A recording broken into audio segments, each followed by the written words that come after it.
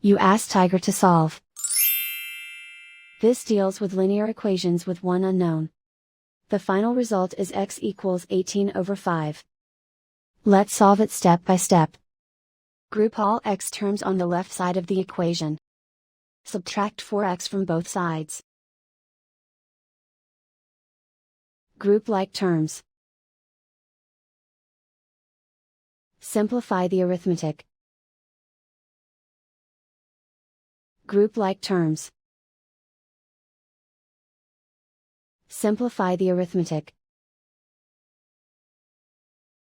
Group all constants on the right side of the equation. Add 24 to both sides.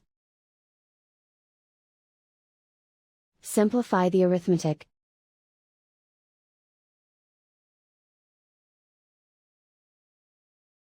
Isolate the x. Divide both sides by 5. Simplify the fraction. And so the final result is x equals 18/5.